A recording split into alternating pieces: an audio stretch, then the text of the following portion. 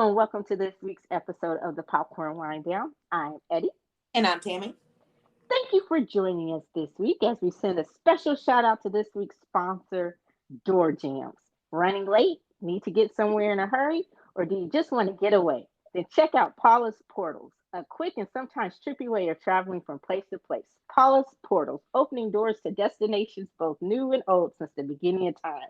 For more info, go to doorjams.com. Tammy, you gonna be checking out Door Jams? Yes, Paula's ma'am. Portals? Yes, ma'am. I think it would be cool. Okay, anyway, this week we delve into Marvel's latest Disney Plus series, Moon Knight, starring the dreamy Oscar Isaac as Stephen Grant, a mild-mannered, albeit bit neurotic museum shopkeeper. Although, just like everyone else front and center in the Marvel Universe, he is not quite what he seems. Steven suffers from chronic sleepwalking, memory and time loss, and he's also haunted by strange voices and visions. Determined to get to the bottom of all the mysterious occurrences plaguing him, as of late, he meets Marc Specter, who seems to know more about what's happening to Steven than he does himself. This makes him even more determined to solve the mystery and sends him and Mark on a mind-bending adventure to save the universe. So, Tammy, what did you think of Moon Knight? Was it eclipsed with greatness or some totally random shot at madness in the dark? The second one. It was hit or miss. It was hit or miss. I I will say it was not a Marvel series to me. I didn't get the feel of it being a Marvel series, except for like the intro sequence and everything like that. But as I watched it, like I didn't get the Marvel feel. Maybe it's because we'd never heard of the character before, so this is their first series of a brand new character being introduced in a series, rather than like their previous series where all of the previous characters we have known, like Loki and Falcon and Wanda, like we were introduced to them through the Marvel universe, and then they got their own series because they weren't going to be given a movie. With this one, it definitely had a very, very, very different feel. Yeah, it was hit or miss. Hit or miss. Yeah, it wasn't based on the trailer. I didn't know what to think, and Moon Knight, I guess, is one of the newer characters in the MCU. He's not an original. He wasn't a Stanley original. Um, so I wasn't familiar with him before it was announced, and I was really excited because I love Oscar Isaac.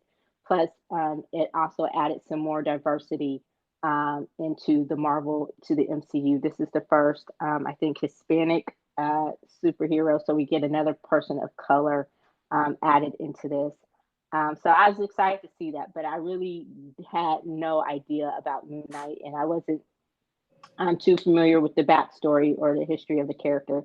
But I will agree with you on the fact that I guess because it was a cold intro.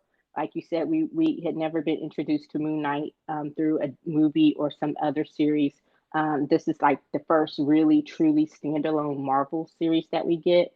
Also, it's probably one of the darker ones in the sense that um, the themes that it's dealing with: mental illness, DID, or dissociative personality disorder, or identity disorder, also known as multiple personalities.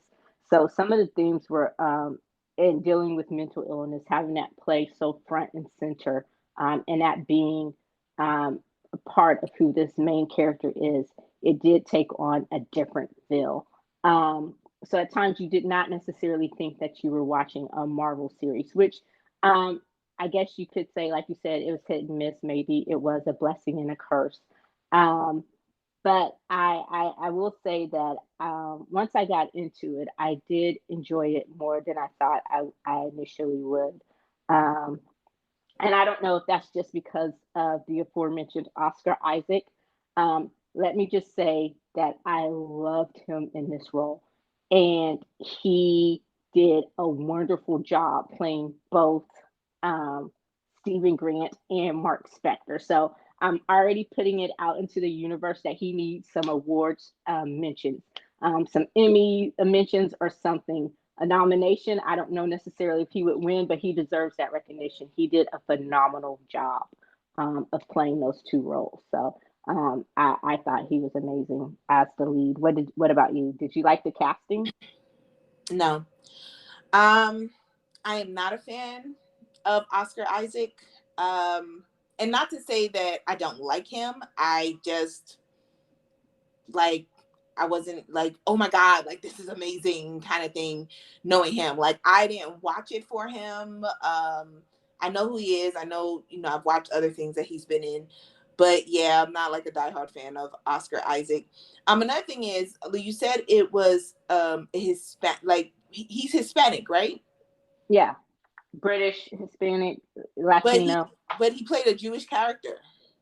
Um, yeah, I think because it was like just from him, the actor himself, but his character, I think, was, I want to say he wasn't he was European, he was of Jewish descent, and I want to say maybe some other ethnicity mixed in. I'm not really sure, but yeah, I think just the diversity comes in that he wasn't uh white. So maybe his mom was Jewish and his dad was something else. I don't know, but yeah, because when they were talking about, I was trying to figure out I was trying to figure out in the series what his ethnicity was going to be, and then when they were talking about his mom Shiva when she died, I'm like, okay, so he's Jewish. But I also got the hint that Siri, Very. always listening, um, live podcasting here. Um, that's why you shouldn't be listening to other people's conversations, Siri. So Um, nosy. but yeah, so I was like, I don't know. I want to say there was something else thrown in there because I know Layla was Egyptian She was or ha- Egyptian, but he like I think like his character was fully Jewish. It was just I guess the breaking the ceiling was the fact of he was a Hispanic actor yeah. playing in the role, but his character was Jewish. His character was fully Jewish. I just need a clarification on that. But yeah, no, I was not sold on this series.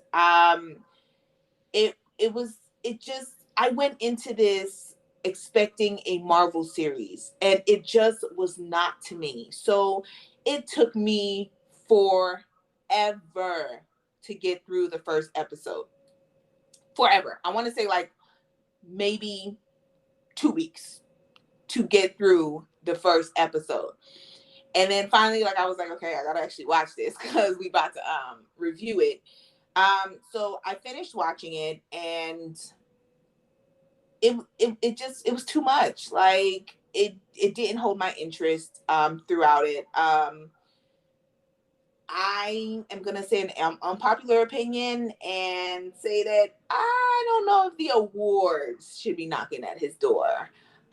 He did a good job, but is that award worthy on the job that he did? I don't know. We'll see. We'll see if he gets nominated for anything. But yeah, it.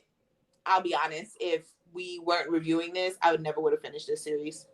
Like I would have stopped and went about my business. Like I was not entertained. I was not a fan of the series. I also didn't like the villain, Ethan white Hawke. dude representing an Egyptian god. That was Ethan Hawke. Oh, I know who it was, but white dude representing an Egyptian god. Well, gentrification is everywhere. Okay.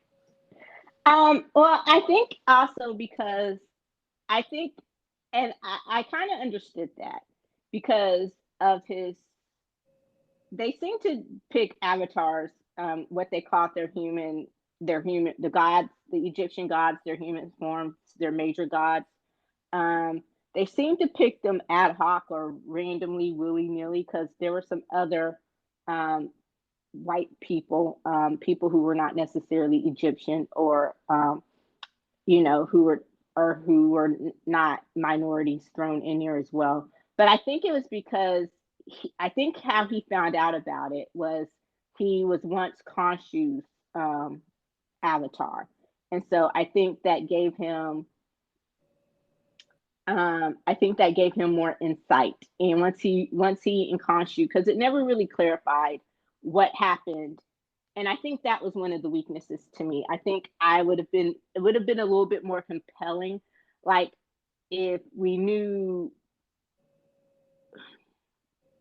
as far as this villain goes, I going back, let me start over. Ethan Hawke. I was surprised that he did something so mainstream because he's like he was one of the original indie movie kings, um, 90s, 2000s, what have you. So I'm surprised he did something as mainstream as Marvel. But ain't no money like that Marvel money. So it takes a special kind of somebody to turn down that Marvel money.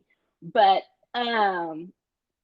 so I thought he did a good job, but I think the story of the villain to me would have been more compelling if we knew more about the split between him and Khonshu, rather than just trying to take over a random god for domination or superiority. If it would have been more about him trying to get back at Khonshu or destroy Khonshu or something like that, I think that would have fit a little bit better, if you know what I mean. Um, so I kind of get why he was Amuets or whatever was chosen to be the avatar. I get his proximity to it all because he had known, he had been in that quote unquote world or universe. But I think they could have done a better job of tying it together and making his character more compelling, and making the whole story of the villain more compelling if it was about some sort of ultimate revenge plot rather than just you trying to take on some random god that we really didn't get a lot more backstory on anyway. Um, so I think that was one of the other places where they may have dropped the ball, in my opinion, was just doing a better job of um, solidifying the villain story and the backstory and connecting it, making you care more. Because honestly, I was more interested in the dynamics between Steven and Mark, and more interested in that story than I really was with the villain. I will say that the villainy parts were a little bit boring and kind of cliche for me. So if they would have done a better job in filling that out, I think it would have been more interesting to me. Um, what do I besides? I agree. I was way more interested in the dynamics of Steven and Mark than any of the other stuff that was going on, like who the main villain was, and this whole Egyptian god, which I understand is like the background of who Moon Knight is, and how he becomes who he becomes. But the dynamic of, like, I think one of the most powerful episodes was when they were in the psych ward. Yeah, And Asylum. I memorized the name of that episode. Episode 5, Asylum. Yes. yeah, and it was so, like, I will say, like, that, like, kept my interest, because when it slowly moved from Steven believing that he was the original, like he was the main one, and you got the feeling, that he wasn't, especially when you saw that he manifested another character, and then the wife comes in, and I'm just like, like, who's actually top dog in this? But yeah, and then slowly him realizing, like, what actually happened from when they were kids, and how Mark manifested his identity and his personality in order to handle the fact of his mom was a shitty mom, like that. That was an amazing episode. I will say I really enjoyed that episode. Those were one of the most powerful scenes that I watched. But I was definitely more interested in the DID and the dynamics of having multiple personalities and how he handled that, compared to, oh, which god is going to be in charge and which one's more evil. And none of my interest whatsoever was in that. Yeah. Um, I Well, yeah, we can stick with that because I did love, like, and this is, I guess, we're part of me just praising the job that I think Oscar Isaac did in playing this role is that even when he would switch back and forth, you saw it going to his British accent to the non-British accent, just to even the certain characteristics of the two. When he would have to switch on a dime, I thought that was amazing. And I love the distinctive identities between Mark and Steven. So even when you didn't have him in the mirror saying, "Give me the body," when they weren't fighting for control over the body in the mirror, you kind of knew who you were dealing with. Even when you didn't have those moments of when the head was jerking or Khonshu was taking over and the eyes were lighting up, when it got to the point where the transition became more seamless, you knew who you were dealing with. Um, just by the way the hair, they kind of ran the fingers through the hair.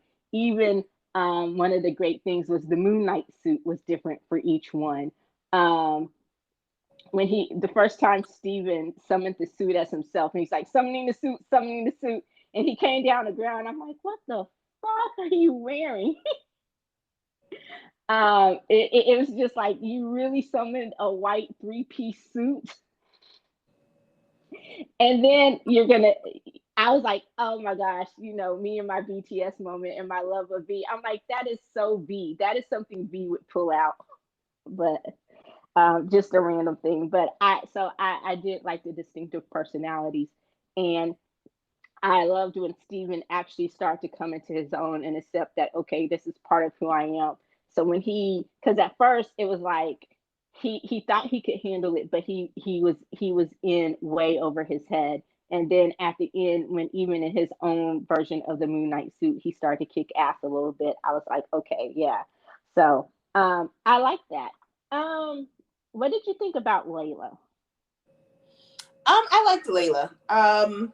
I thought another interesting aspect of the series that I could focus on was basically like the love story between her, Mark, and Steven, like the love triangle, I The guess. love triangle, yeah. Yeah, like on, you know, you're she's in love with Mark. Like you could definitely tell she's in love with Mark. She loves Mark. But I think also because Mark is so closed off, like when she meets Steven, it's kind of like, oh, this is calm, like the calmness of it all. So you do see her start to also fall for Steven, and Steven falls for her as well. And so that whole dynamic. So I think she did very well intertwining herself into the Mark versus Steven dynamic of the series. So she would be another character like I would be okay with. Like it would be those three characters that I really, really love um that entertained me compared to any of the other characters that showed up. She has her own built-in trifecta, or her own built-in tri-love. What do you call it? With the three people, the triangle. Oh, a throuple. Yeah, she has her own built-in throuple, except it's with just It's one it's one person, one body, but two people, in that yeah. body. So I liked her. I thought Layla was badass. I love and that's one of the things, kind of veering off a little bit in our whole conversation with DC and Marvel. I don't know if we've ever talked about this aspect, but I think Marvel has done a great job of making their female characters a bit stronger and not as needy, especially those who aren't necessarily superheroes. Um, so I love that she was badass. She had her own identity, and we do learn, spoiler alert, that she actually becomes an avatar for one of the Egyptian gods. Wasn't she? I think she becomes the avatar for the one that we met initially, the one who The helped hippo. Mark. She's the hippo. Yeah, she's the hippo. Oh, okay. I was thinking she was the music guy. Okay, she's the hippo. Yeah, no, she's the hippo. You have to watch it to understand, but yeah, Who the hippo is? who Yeah. the hippo is. But because at one point I thought maybe I was like, because something she said, I'm like, oh, is she the hippo? But then I thought maybe she was the goddess of music, the one who seemed kind of sweet on Khonshu and Mark. But okay, the hippo, that makes perfect sense. Um, so I did love her. I love that, and you could see, even though, and I would have loved a little bit more of their backstory, but they did a good job of filling in the blanks, because I realized out of 6 episodes, there's only so much story you could tell. But you did see the connection. You saw why she and Mark connected, aside from his guilt over him being involved in her father's death. He wasn't responsible for it, but he felt guilty about it. But you could see their connection, and you could kind of imagine some of the adventures that they went on, because they both had that adventurous spirit. Um, I personally, like you said, the most compelling parts, I personally would have loved to see a little bit more um, of how Stephen came to take over, what happened, because it was triggered, with DID or multiple personalities. There's a trigger to where your alters take over. So I want to know kind of what triggered Stephen or Mark at this point, to where Stephen was the one who where the alter is the one who came to seemingly be in control. Because, like you said, it was a shock. At one It was the point, funeral of the mom. it was the funeral of the mom. Yeah. That's where Okay. like like it started to blend. More and Because more. I also think that, was Steven really in charge? Was he really? Because you knew at night that Mark took over and, became the mercenary that he is. And then when he returned back to Steven's place, he would just, return everything back to how it was, so that when Steven took over, he would think like, oh, okay, nothing happened, I didn't sleepwalk, when he actually did. Like, Mark was taking over at night while Steven took over during the daytime. Yeah, so to blend. Yeah. Okay, yeah. So and yeah, that makes sense. I guess, and it was, they did show that in Asylum, or in 7, or in the 6th episode, they did show when he said, and this is when we started to actually, when our lives start to actually blend and melt over to one another. So yeah, I see that. And my thing is this, so I love that, but I think, I guess, growing up, we saw when he thought, okay, Mark took over when they were little. The first, I guess it was the first time Mark took over, and one of the first times, um, after his brother died, when his mom, um, when she was just so lost in her grief that she basically blamed her one son for her other son's death. And like you said, became a shit abusive mom and an alcoholic. um when she was going to beat him, and Mark took over. But I see, and that's the thing, when Steven took over, I would have thought that Mark would have stayed in charge during that moment, because he said he didn't want Steven to see that. He only wanted Steven to see the good, think that they had a great mom or a great childhood. So I would have thought during the times of abuse that Mark would have stayed in charge. What are you talking about? Huh? Because when he first took over, when Stephen first took over, is when they were little boys, and he started trying to clean up the room, and then she came in and started to beat them. And so he was Well, saying, why. yes. So I would have thought during those times when she was just her most out of control, that Mark would have taken over to He take the brunt of did. that. But Stephen took over. No, no, no. So how TID works.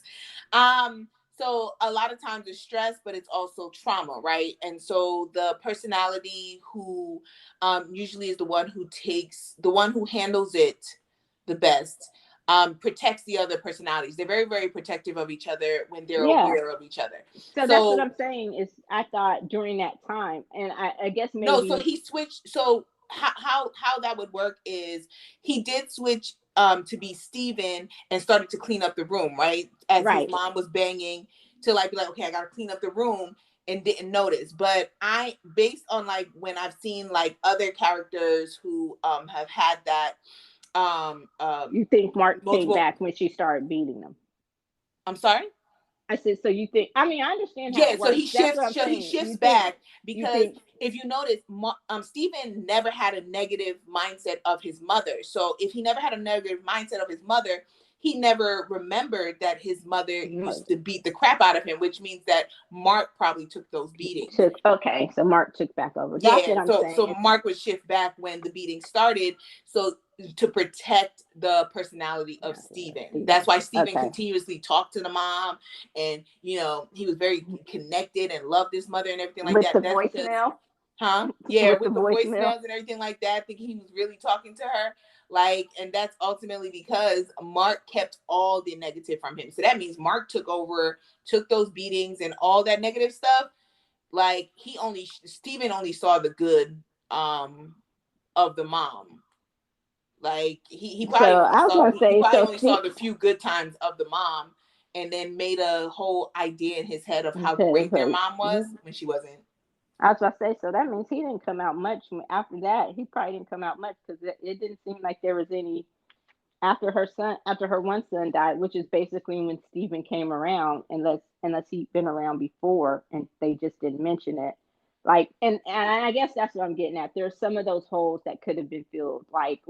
Had he always been there, or did he just come around after the death of his brother? Because no, he manifested from the brother. Okay, so I don't get how he could have seen any, unless it's just something he made up in his head to protect him from all of that kind of stuff, which, alternate personalities do have their own alternate reality or versions of life. So, Steven had the personality of his younger brother. I did not know that. Yeah, so the cleaning up, and because he was a good son, remember, he was mom's favorite. So the cleaning up and everything like that, that is the personality of his younger brother who died. Okay. So that's how Steven manifested. And then he manifested as the personality of his younger brother to keep this, wholesome image in his head of what life was like before the brother died. And then, but I think Mark basically, because he's the original, I don't know if that's the actual term, but he would be the original or the main personality, not Steven. So I think he basically ran majority of the life, because when he was a mercenary, I am sure that Steven probably didn't come out that much when he was a mercenary. And in the mind, it's kind of like you just kind of fill in whatever time you have lost. You don't even really notice the time that you've lost. So Mark ran that, he ran that whole thing on his own for a long time. Yeah, and I guess the trauma, and it's making sense because, like you said, you would think just from the way they set it up that Steven would have been the main personality and Mark would have been the alter, and I think just he was okay with the nights, because at night he was out doing his vigilante mercenary stuff, working for Khonshu, kicking ass, taking names and numbers.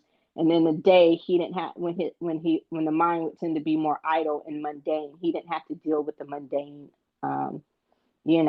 He would be fine letting Mark be in control and letting Steven be in control and not having to deal with the grief and the trauma and the PTSD of his relationship with his mom and all that. So that would make more sense.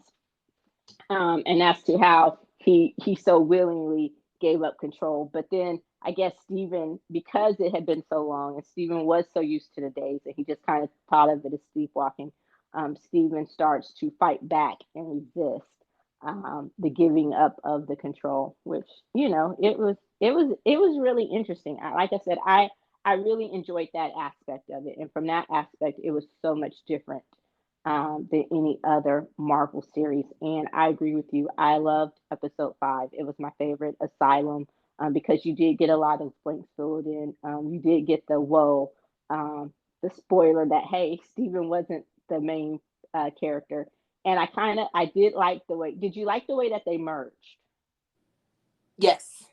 Yeah. Yeah. That was nice. I love the way that they merged and how they became so aware of each other, and they fought side by side. Now here's the trippy part. Was it a dream? What a dream? Was it all a dream? Were they really were they really all along in a mental institution, and No. This was all just a mind fuck? No, I don't believe that.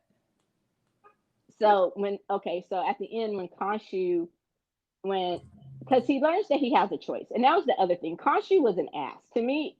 To me, the villain was it was the lesser of the two evils. I understand Khonshu's purpose because he does supply you with the powers that you need to be Moon Knight. But I also liked when Steven or Mark realized that hey, he has a choice in how much he actually has to listen to Khonshu. So I'm interested. I hope there is I'm going to spoil it a little bit, and I'm going to ask you in just a second. I kind of hope there is a second season so we can see how they learn to work and live with Khonshu because he's required in order for there to be a Moon Knight. And but he was an ass. Like I said, it was a battle of the lesser of the two evils when it came to those Egyptian gods. And I get it. The gods that ruled, they had their own sense of right or wrong. There was no shades of gray or nothing in the middle. So I get that, but still, like I wasn't a big fan of Khonshu outside of him being necessary for Moon Knight to exist. What about you? Once again, the three characters that I focused on was Layla, Steven, and Mark. I Okay. could do without the rest of them. Um, so once, so at the end, where he tells Khonshu, okay, release us. When they're released, when they wake up, initially, they wake back up in a mental institution talking to the doctor. And so, and then when they're like, okay, is it real? Was it all a dream? And then the doctor starts walking around and he tells them that yeah it was just the mind, and they were like well what if we don't believe that, and the doctor's like well we have more work to do. um, and then you see the blood on the doctor's shoes and they're like well doc we hate to disagree with you, and then he falls back. So was that the dream or the part of them actually being Steven slash Mark slash Moon Knight? Is that the dream? Like, so I guess what I'm saying is him being Moon Knight. Is that all in his head? Is that his escape from the mental institution? Is that his mind playing tricks on him? Or the fact that he was dreaming about the institution, was that the dream and everything else is real? Trippy, I huh? don't think it was necessarily a dream. I think that was just a mental, it was a mental trip that they took. Because it was also part of when they were traveling to the afterlife, and they would end back up into the office, and then they would have to like travel through in order to balance the scales. Like I think that was, it was in their head but in a but reality as well. Like it was So in you their think head and it was in their head but a reality. Like it's kind of like when you go into someone's dream and they say you can still get hurt, so if you die in the dream you die in real life. Like I thought like that's how it was. Like even if it was a dream, there was a reality to the dream. That what happened in the dream would happen in real life. So like when Steven was frozen, Steven was gone. Like he was gone until Mark decided to go back for him. Like he was kaput. because that was the afterlife, because Mark was gone. Like in that part, I get it. Mark was dead because that was the afterlife. But what I'm saying is, after all of that, at the end, when Khonshu releases them and they quote unquote wake up in the mental institution, was that the reality, or was that the mind again playing tricks on them? And the reality is when they woke up from that dream of being in the mental institution and they had merged as one and they were talking to each other. And then Mark tries to get up and he finds himself tied to the bed. Like, which one was the real versus which one was the dream? Did they wake up in a mental institution, then they sent themselves No. back into the mind, or was the dream them being in a mental institution and the The reality is them being back in the real world? the dream was them being in a mental institution based in reality as well. And then when they woke up in bed, that was just like all the other times that he woke up in bed because he chained himself to the bed. I think there, it wasn't like, you know, everything happened one after the other. You know, maybe that was the mind trippiness of it, but I don't think that's how it went down. I think everything was in reality. Them being Moon Knight and you know, fighting with Egyptian gods and everything like that. Like, I think that was reality. Waking up in bed and being chained to the bed. Steven chained himself into the bed so he wouldn't sleepwalk. Like, I don't like that all of that was in reality in a way, shape, or form. But at that point, I'm thinking, okay, so why, if you know it does you no good at this point, why are you still chaining yourself to the bed? Because at this point, you realize, because you see the two fishes. Maybe they realized they got a third personality, because remember those moments where they realized that it wasn't Mark or Steven that did the killing. Huh. Definitely need a season 2 now. Yeah, I don't want season 2, but no, I don't want a season 2. I was like, okay, who is the third? And you're right, because that was something I was going to ask. Who was the third personality? Who was the one that did when they were like, because it wasn't Khonshu, it wasn't necessarily Moon Knight. So, And as I did some research, it was Khonshu. Didn't you see the end credit? Oh no, I did not. Eddie, you know there's always end credits. I did not. I'm gonna have to go back and watch. They show you who the third personality is. It's Khonshu. It's Khonshu with a third personality that's part of Mark and Steven. Now the question would be, how did this third personality come through? Is it because Khonshu knew that he didn't have full control of Mark, so another personality was kind of forced out in order to do what Khonshu want? Because you know when Khonshu tried to persuade Mark to kill Harrow, and then Mark ended up not doing it, right? He ended up not killing Harrow. Khonshu got the third personality to actually kill Harrow. Oh, I'm gonna have to go back and watch that. Yeah, watch that end credit.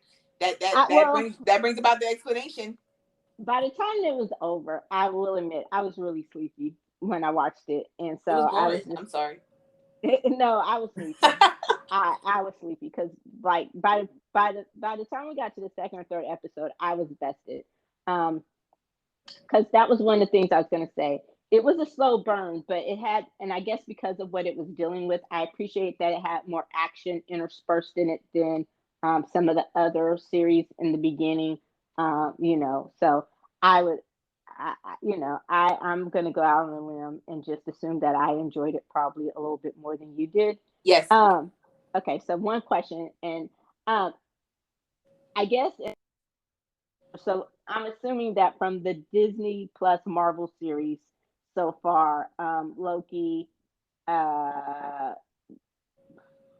Falcon and the Winter Soldier, WandaVision, are there only 3? I feel like I'm missing one.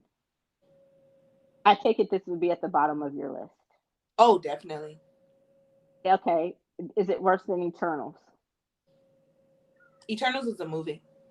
I know, but just as far as, we yes, always say it's as bad as Eternals. Okay. Is it Mulan? No. Okay. Like, wait, what? Wait, hold on. That's the scale. It's on the level of Mulan where so we've had the conversation, and as you can see, I can still review a series that, I'll be honest, I did not like at all. I was not entertained. It took me it was a lot of effort to finish this series. It would be down there with Mulan as something that I will never again watch, and I will not be promoting to anybody to watch either. Oh wow. Okay, so that's a perfect segue. How many popcorns does it get? It's gonna get, I am going to give it a 2.5. I'm gonna give it 2.5 popcorns. So, I got bumped in and spilled half of my bucket. But I still got half my bucket. So, I'm still living a life.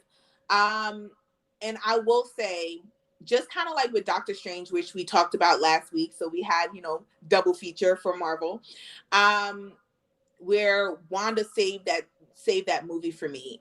If she was not in the movie, I would not have liked it. I would have rated it worse than I did. This is the same thing. So if I had to choose what saved it for me, it was the dynamics, once again, of Layla, Mark, and Steven. I loved the dynamics. I loved how the series ended with the three of them, especially with Layla now being an avatar by choice, rather than being forced into it. So yeah, 2.5 popcorns, and that's me being very kind, because I'll be honest, I wanted to just give it 2, but but I'm gonna give it the extra half a popcorn, just for the dynamic and chemistry, and the fact of, if it wasn't a Marvel series, I think I would have considered it better if it was not a Marvel series. But being that this is a Marvel series, you get judged as a Marvel series. And this is the worst Marvel series that I've seen. Yeah, just one side note. I'm waiting to see how they're going to connect, how Moon Knight is going to fit into the MCU as a whole. We know he's not going to be a standalone forever. As I did some research, he does become like he does have some history with Spider-Man and the new Avengers in some sort of way. So I'm interested to see, because, like you said, as a Marvel series, and I guess because all the other characters were introduced at some point and they had been together, you could see the connectivity, where this one was completely standalone.